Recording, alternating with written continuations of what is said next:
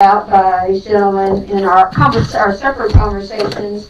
Some of the other folks around us, including Carillion, are hiring at 18.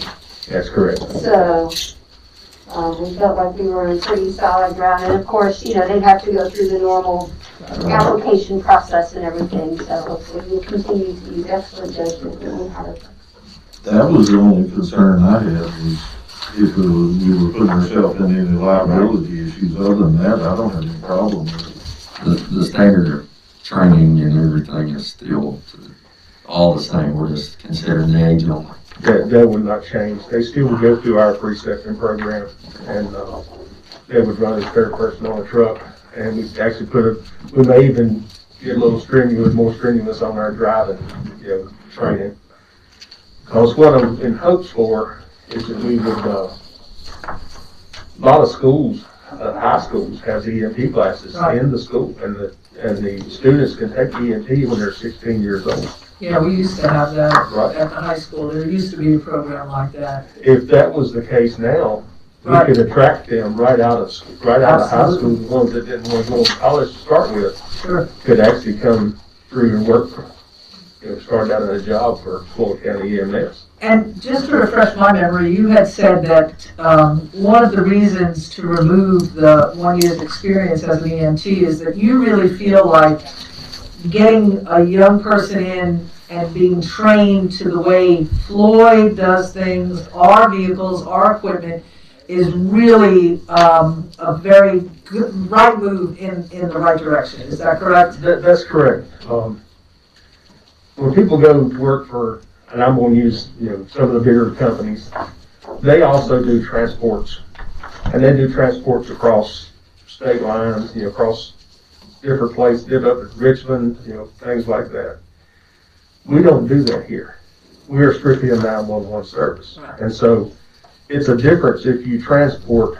It's actually probably no different in care how you treat your patient, but here we you try to get out of the building fast, you get to the person fast, and you're dealing with an emergency and get them to the hospital safely and quickly as you can, and try not to do no harm to anyone. And it's just, to me, that's just it's a different type of situation if you're doing transports versus EMS. Right.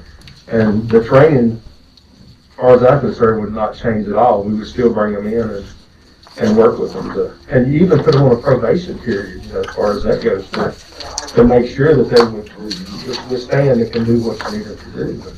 That was my next question. Thank you. Okay.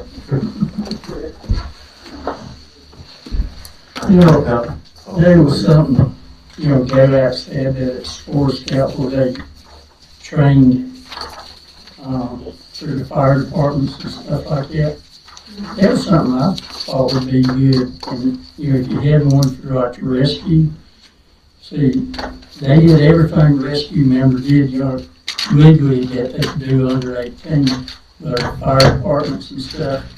Then when they turned 18, they was already trained and ready to go on the truck. I'd love to see something like that over here.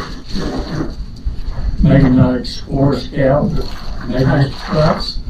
Well, and they can actually ride on our unit at 16 years old. Right. Even with parents' permission, they can ride on our units. They just can't be the attendant in charge. Right. And when we put money into a program, then we expect to get some return out of it by them working for us. But if you had something like you're talking about, that would train them right along and they'd be ready to go when they got 18 years old and already know what to do. Yeah, I don't forget how many members that they had that came through that program. And, they had a young fire department really up there, I'm all for stuff like that. Well, I talked to Kevin and Tony about it a little bit, when all that junk happened, computers and Right. coronavirus, sort of stalled it a little bit. So, I mean, that's something something to later on we revisit. need to Yeah. look at. We've had, some of the, private schools around Floyd, they have, career days, and we've had some of those students actually come by the station, want to run calls with us, and we fixed it where they could sign a waiver for us. And as long as their parents' permission, you know, they could ride on our units. You know, they're not allowed to do any work with patients. They're just there, you know, and watching and observing. And we've also already worked with people like that. We had to stop it due to the COVID. But, Right. I've got one young lady now that wanted to do that, and just due to what we had to do with this COVID, we had to back away from them. Yes, sir. You know, you're not just observing. So, Yep. I noticed on this page where George Nestor put out, it says section 1C, hiring a full-time and flex-time employee. Is this part of a separate thing, or is this part of our bylaws for this organization? Well, in the bylaws, we got to jump through some hoops to change It's not in them. the bylaws. I don't know where that came from. I checked the bylaws, that section, and that's not in the bylaws. That's not in the bylaws. I don't know where that came from. Okay. yeah, something needs struck out of it. Well, that's why I was asking, if it was in the bylaws, then we got certain procedures to change the bylaws. Right, but it's not. But apparently it says this was approved December 28, 2005, and George Nestor signed off of it as county administrator, which, Yeah.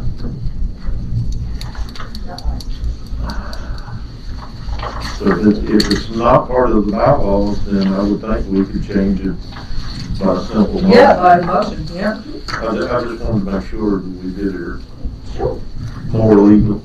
Sure.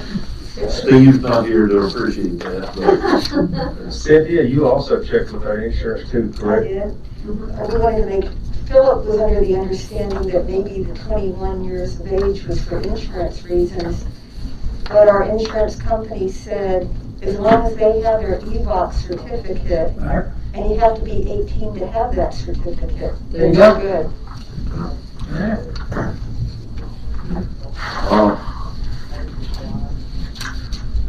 I'll make a motion that we change the hiring and full-time, flex-time employees requirements under section 1C, wherever that's at, to eliminate the requirement of 1 year's experience and to change the minimum age to 18 years of age. I'll second. Did that cover? I think it did. That cover what needed to be done? Motion and second. Yep. Any discussion? Ms. Coleman? Yes. All right, Mr. Booth? Yes. Ms. Benita? Yes. All right, and Mr. Turkey? Yes. All right, unanimous. Thank you all very much. We will take another look at this and see if it helps down the road, so, Yeah. thank you. Tell you what, y'all earned your pay last week, Oh my gosh. Yes, sir.